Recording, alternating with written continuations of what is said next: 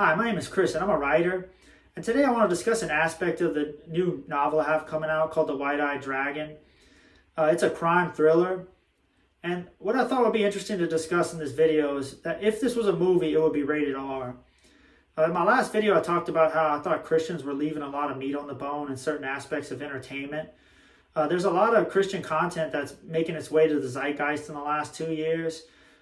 A lot of biblical stories being made into movies, and there's a lot of modern day stories with a Christian theme in it. But I think Christians aren't making movies that are rated R. And I think we should engage in this for the simple reason that in the last 20 years, if you look at what reaches the most people and captures the attention of the most people in America, the shows and movies are rated R. Just to give two examples, Game of Thrones, Breaking Bad, had this huge cultural impact.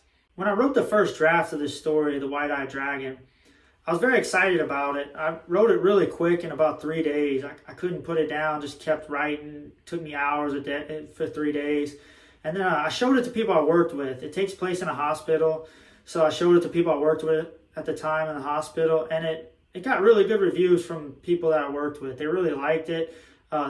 They read it quickly. They were discussing it with me, and I thought, man, this is really making people move around me. Like this, I might be onto something here. But I tabled it, and the reason I did is because I was working on a third book in my first trilogy at the time, and I wanted to finish that. But also, it had a lot of violence in it. It had murder in it, sexual content in it. And I just thought, is this something as a Christian that I really want to put out there? While I was working on my third novel, not really thinking about The White-Eyed Dragon, I came across a book called The Kingdom of Cain by Andrew Klavan. Andrew Klavan's a Christian author himself. He writes great crime thrillers. If you're into that kind of book, I highly suggest you check it out. But he gets a lot of criticism. In this book, he talks about how he gets a lot of criticism from Christians. They write him and say, how can you write about this stuff if you're a Christian? How can you put sexual content? How can you put so much violence in these books and call yourself a Christian? And in this book, he kind of explains why he does it. He calls the book The Kingdom of Cain because if we lived in the kingdom of Christ right now, it would be like the Garden of Eden. We would walk around, there would be social cohesion, everybody would be happy, there would be no sin. But he calls this the Kingdom of Cain because we live in a fallen world where sin does happen, murder happens, sexual misconduct happens. People joke around with each other with dark humor at the workplace. If you can inject these aspects into a story and bury a deep Christian message in it, in my opinion, you have a home run. This is the kind of books that Andrew Klavan writes, and they're powerful because of this. I want to discuss two rated R stories now that had a deep impact on society and also had deep Christian messages buried in them. The first one is a classic, Fyodor Dostoevsky's Crime and Punishment. This story has been read by millions of people around the world. People still read it today. I read it for the first time last year, and it had a profound impact on me. And the main character in the story, he commits murder, and he does it, he rationalizes that if he kills the person he's going to kill, she's a bad person, and he'll take the money from her after he murders her, and he'll do good things in the world, so it's worth it. And he doesn't believe in God at the beginning of the story.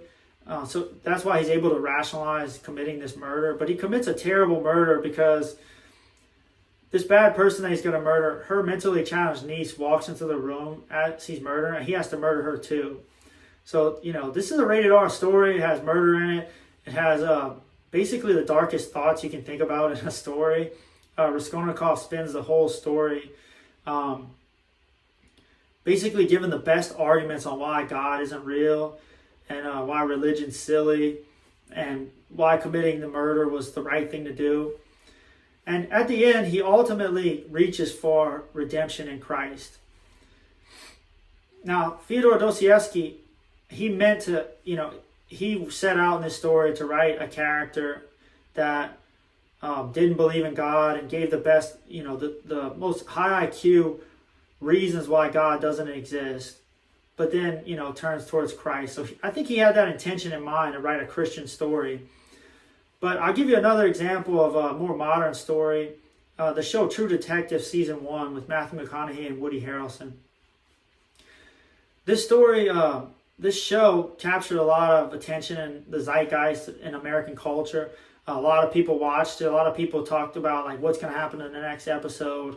It was a big hit, and they've tried to make different stories in season 2, season 3, season 4 that just haven't connected in the same way. And they keep thinking it's like, oh, we need to do like characters like they had in this one, but I think they're missing the point of what really made that show so big and touched people so much. So first of all, there's great acting in that story. In the show, Matthew McConaughey and Woody Harrelson do a great job. It's a dark cop, detective show. If you like that kind of show, I highly recommend it. It takes place in Louisiana. It's kind of got this real downtrodden feeling about it. But Matthew McConaughey's character in the story, he's kind of like Raskolnikov in Crime and Punishment. He gives these very convincing arguments against religion the whole time. And his thing is, he thinks that basically humanity was a mistake in nature, and we're all suffering needlessly because of consciousness, basically.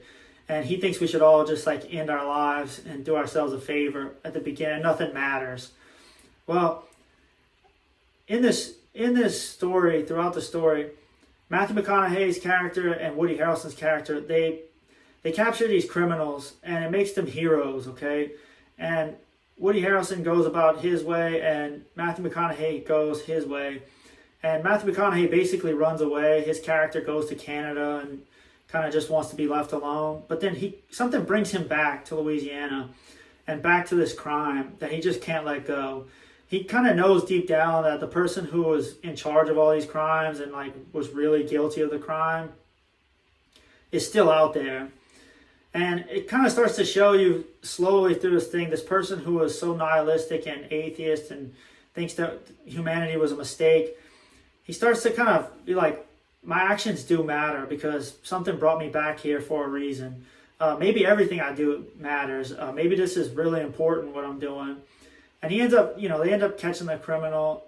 And, he kind of has this moment at the end where it's almost like he's kind of seeking redemption as well at the hospital. But that show had a profound impact, in modern day.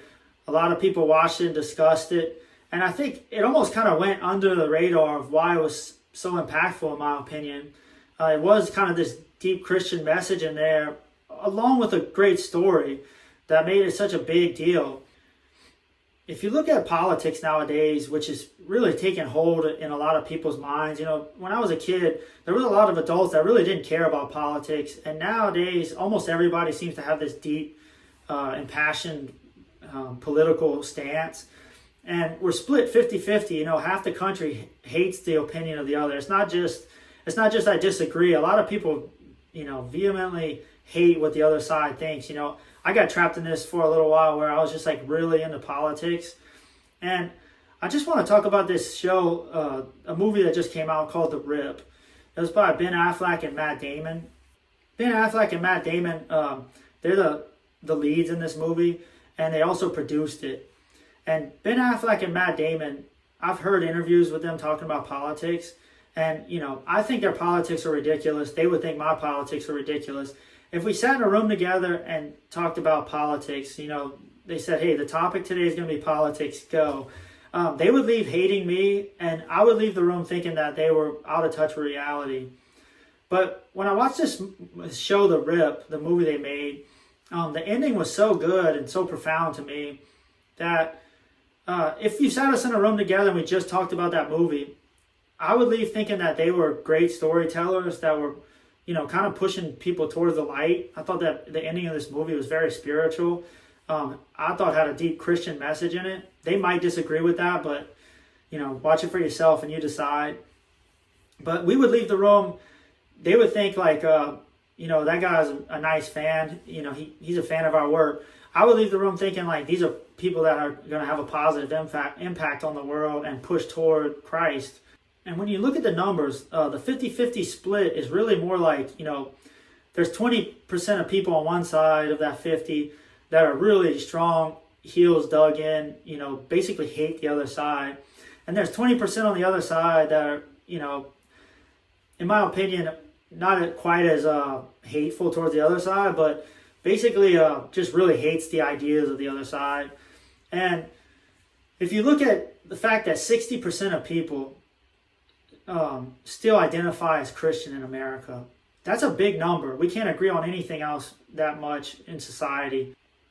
Which brings me to the obvious point, in my opinion, that we shouldn't be so dug in on politics, and we should look more towards religion. We should be kind of devoting our time towards Christian ideals, which in my opinion points to something that if we want to bring this country together, if we want to bring America together again to where, we look at each other as human beings and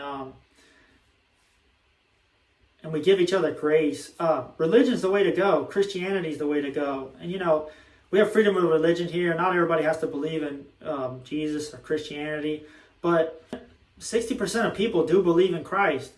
So imagine if we get content out that captured the hearts and minds of people the way True Detective did, Game of Thrones did, Breaking Bad did, that pushed more people towards Christianity. Let's say you get that number up to 70%. I mean, you have social cohesion at that moment. And if people, at some point, people are going to get tired of politics and being so invested. And they're going to turn to where, it looks like people are happy. The numbers show that Christians are happier. Imagine if we were able to bring this country together around Christ, which if you're a believer, you already think is the only way to do it anyway. So I just thought this would be an interesting discussion. Let me know what you think. Let me know if you think I'm off base on this or if you agree. Please comment, like, subscribe, and thank you for watching.